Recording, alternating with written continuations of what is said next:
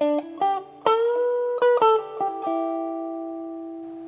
YouTube, today we're going to take a look at this Donner Hush. This is an unusual entrance into the market of the traveler guitar, the headless travel guitar. So it just got dropped off by FedEx. It is probably the tiniest, with the possible exception, I guess, of that little baby lug over there. It is one of the smallest guitar boxes that I've ever received, but very excited to open this up for you, and you guys can take a look at this. This is the Donner Hush 1. I believe they have the other one they call an X. I think it's got 2 pickups that says 1. But let's open it up and see what we got.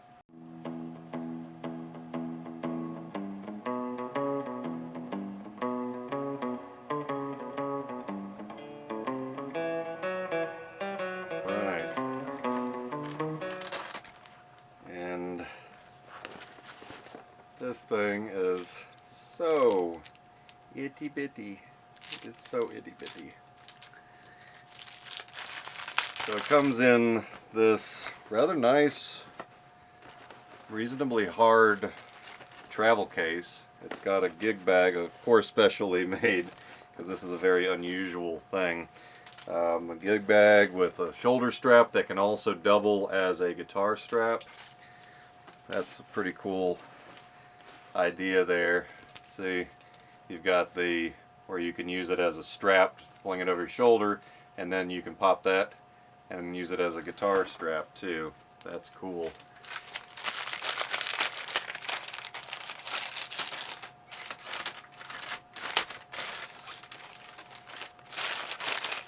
Nicely packed. Nice with the paper in there. And so yes, this is the purely acoustic, so it has the piezo pickup. I believe they have one that's called the Hush X, which has a actual, like a passive electric guitar pickup there. But this is meant to play like an acoustic.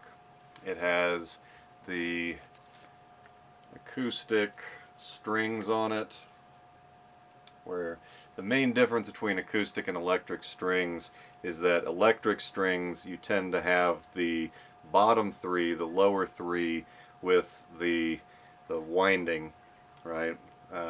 Generally speaking, round wound is normal. Flat wound is unusual. It's a really cool thing, and there's some hybrids and so forth. But generally, you're going to have the bottom 3 wound on an electric.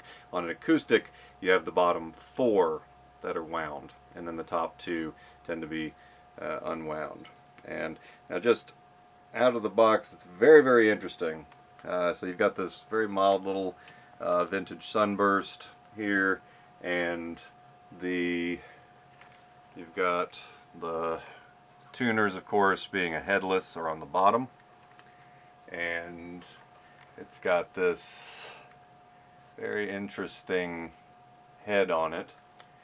So I guess to an extent, yeah, because that's where your strings go through, and it's got that for more, and it screws in there, screws in at the top. Very cool. I'll get an exact measurement on the weight, but of course this thing is, I mean, like a toy guitar weight wise. Very, very light.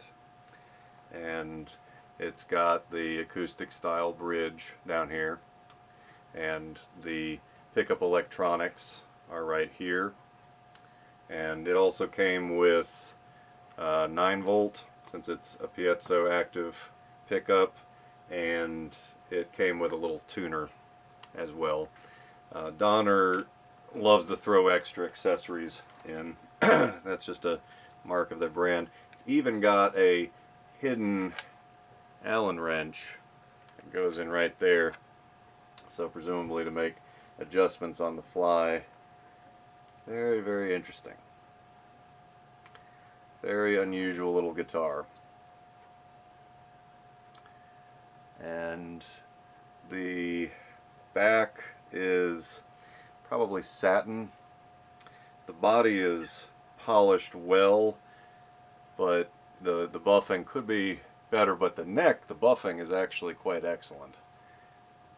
The neck on this, you can see as I roll it how nice and smooth the neck is. It's hard to tell if it's actually black. I believe it's a very, like a very deep brown. And the serial number is on the head tailpiece thing right there.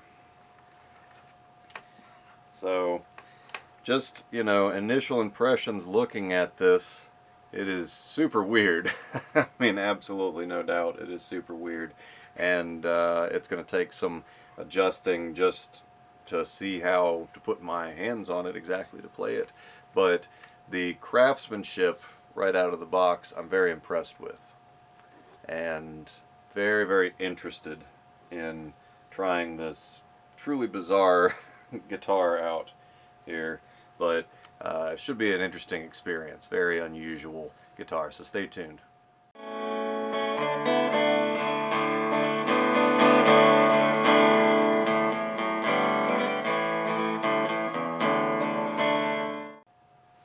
So I'm just right now working on assembling it, as again it's marketed as a traveler guitar, something that you could very easily take with you, like put in the overhead. You don't have to check it, but you could have a guitar on the go, very light, easy, all that stuff. And so of course it's got the Allen wrench built into it in that little recessed pocket, and the screws, that there's just one screw for each, the upper and the lower horns.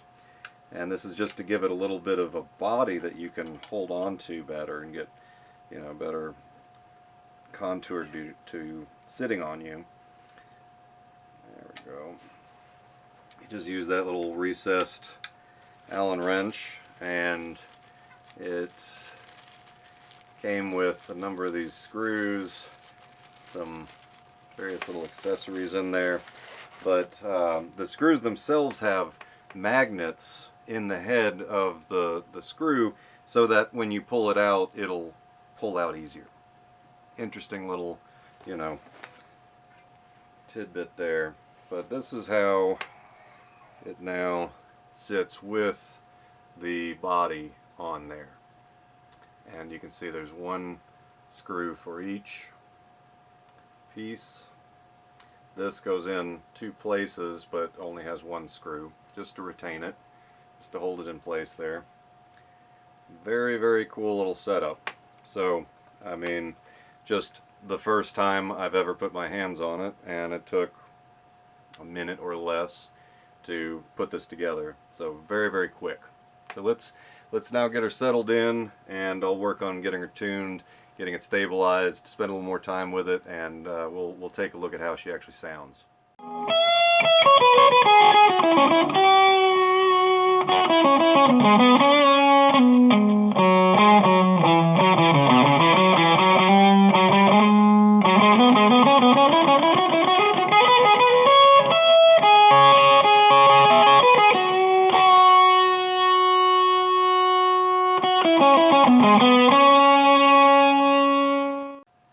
I was just looking at the strap that comes with it, which would be fine in a pinch, and I think that's the idea, is just if, oh, you forgot your strap and you need to get up there and play, you can put this on there.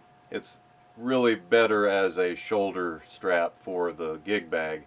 It's got a reasonably nice metal head on it, and the problem is that would just be flopping around if you use this. I'm trying to see if there's any way to secure it, and I mean, I guess I could clip it up here, but yeah, I could clip it to this, but it's even clipped to something, there's going to be some rattle to it. So I'm going to put just a regular strap on it and play it with a regular strap. But it is interesting that would give you an in the pin, you have to have a strap to play, and this could service that, but otherwise I wouldn't recommend using it.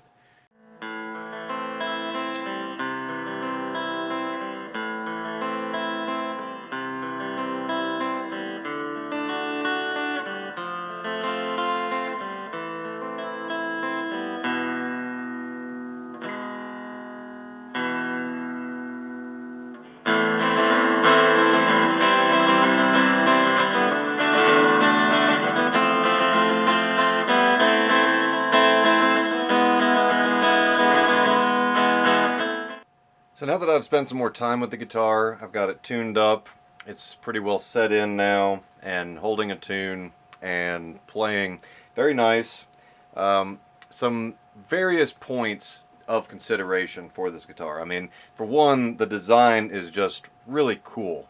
It's very unusual, and if you are looking for a travel guitar, this is a very capable model. Now, this is the Acoustic. I believe that there is another one that has an electric pickup in it, but this is the Piezo Acoustic, so it sounds like an acoustic. It's got that jingle-jangle acoustic sound, very tinny.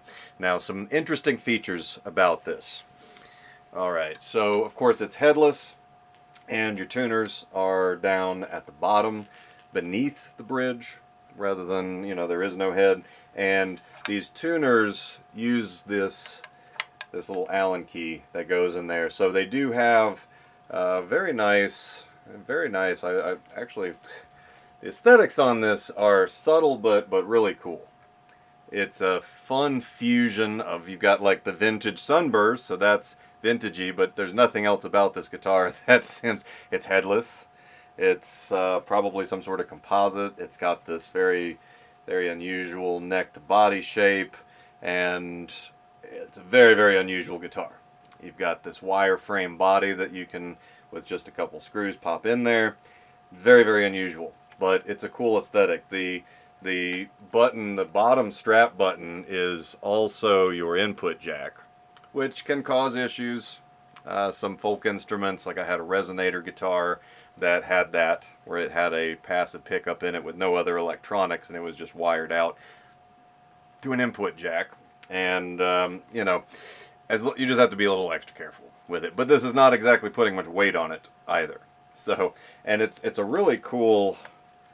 I really like the aesthetic that they have going on with a lot of this, like, dark.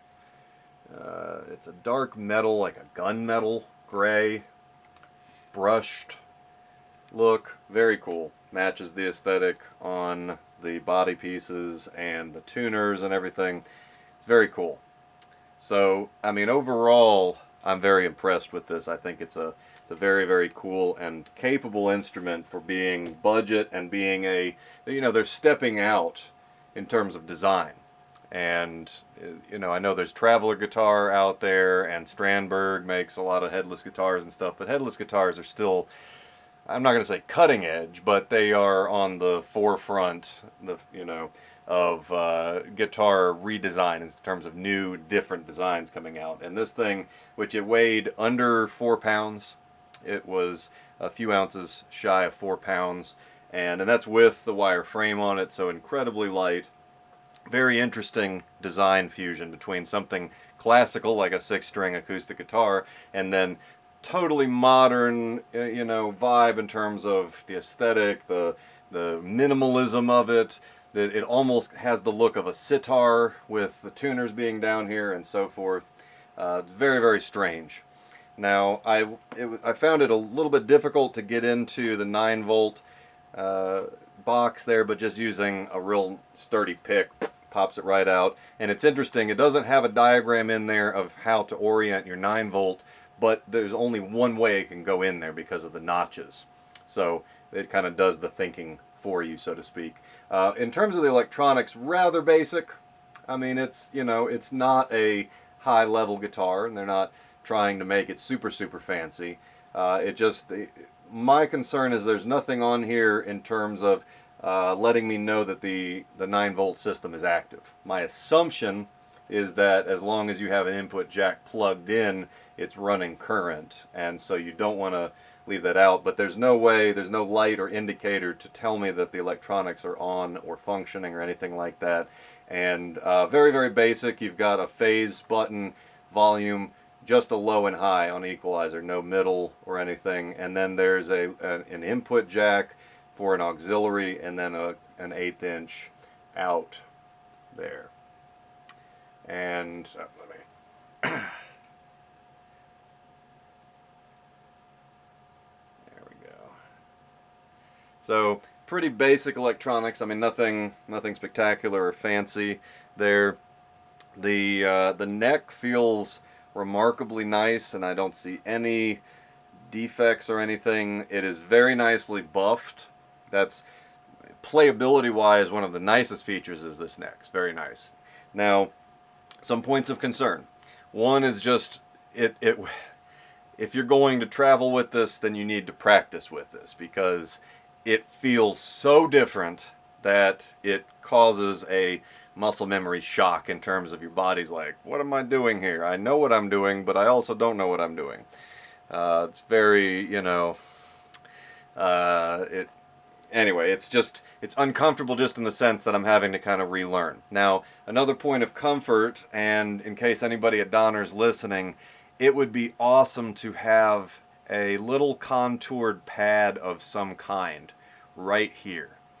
You can look at banjo designs because of the banjo is built off of a drum head, and that drum head's going to bite into your arm, so a lot of them have a little metal plate right there to rest your arm on. And something like that, it would be a really nice touch if they could do something with the body color, something like that. Just like a little, it doesn't have to be real wood, but kind of a faux wood or something right there, just to give it that little extra touch. That would make this a lot more comfortable. I immediately found, as I was particularly, I'm playing it like I would play an acoustic, where I'm focusing primarily on rhythm and so forth, and I immediately was like, I don't like this bit right here where that's striking. And I might even just modify this myself, because there are folk instrument armrests variously out there, and I will probably just get a wooden one and put it on there myself, because that would be a tremendous playability upgrade for this design. The tuners again, having to rethink. It took me a lot longer to tune this up than usual, because I'm having to, it's backwards over here instead. And anytime you do something like that, when you're used to doing, I tune guitars every day, and now it's suddenly different. So it takes some reorientating. But these tuners are very, very nice. And let me get the light in here for detail. You can see the detail on them. Very nice. I really like the machining. It's got these little modern accents on the design aesthetic. This metal, this gunmetal gray. Very nice. I like the aesthetic a lot. But so having that would increase playability a lot. And I also noticed, you see, this is off, and this, I don't know if this is a design feature or not. I'll have to look at some images, stock images of it to see. My assumption is that this was just misdrilled a little bit, because there's just the one screw right there, and just even a small miscalculation on the screwing angle and the drilling angle would cause rather significant, noticeable off angle right there. Now, it looks a little off only when you're looking at it like that. Otherwise, it actually sits fine, and it actually sits perfectly well right on my leg like that. So that doesn't affect playability. It just, my OCD alarms go off. It's not the right angle. Okay, so not a big deal though. And just generally speaking, you get this, you get all, the accessories. You don't buy a guitar for the accessories, but it comes with a nice little travel bag. And the whole thing together probably weighs about 6 pounds with everything all together. It's tiny, and I do believe that disassembled in the bag, these can go in the overhead compartment, if I'm not mistaken. It's been many years since I've flown anywhere, but I believe that these are, something that you can take with you. And very small little bag, and very, very light. And, my caution would be primarily just that you need to make sure, if you are going to use this, that you play with it quite a bit before you go and perform with it anywhere, because it is a very different feeling experience playing this than it is playing a regular acoustic, even a parlor acoustic. A parlor acoustic's like a real small body little acoustic, and we have a couple of those, and they're great little guitars, and they're great to get that authentic acoustic sound, but not have to be dragging a giant dreadnought around with you. This is taking that principle even to the next level.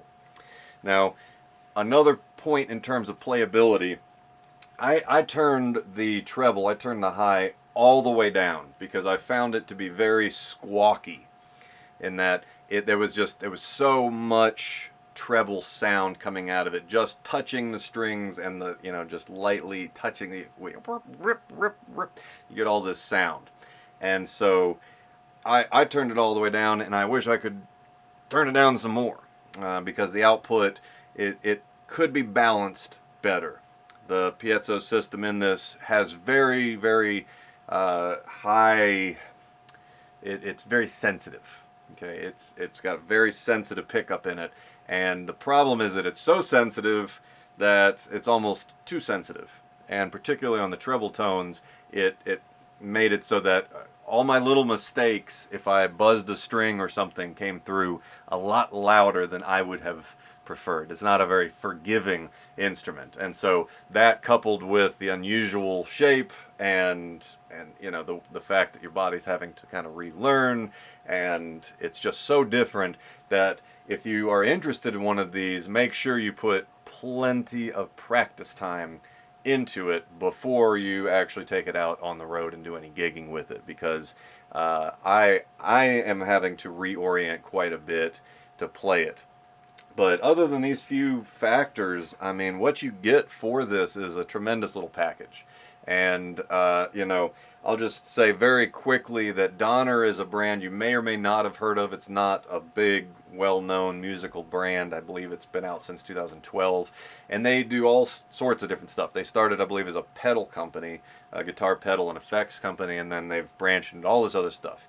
And we have a electric upright piano from Donner that is in our home, and we've had for years, and we use the Donner set of drums at the church that I was leading music at. I bought a Donner set of drums for one of the youth that I was training in drums at the church, and I've got a number of Donner guitars. So Donner is not a high-end brand, but it is a really, really solid in the economy market. They tend to produce really good stuff, and they have more brand presence than a lot of the other like little things where they don't even have a website. Or like I just did a review on a Flying V, a Firefly Flying V, and great guitar, but who's Firefly and who's this JSN? Designed and backed by JSN, but who are they, right? You can't find them out there anywhere. Donner has a presence. It has people that will answer your emails. There was a mandolin I've got. That was one of the things these kind of instruments can do for you is you can pick it up and say, do I want to play this or not? And in the case of the mandolin, it wasn't the mandolin's fault.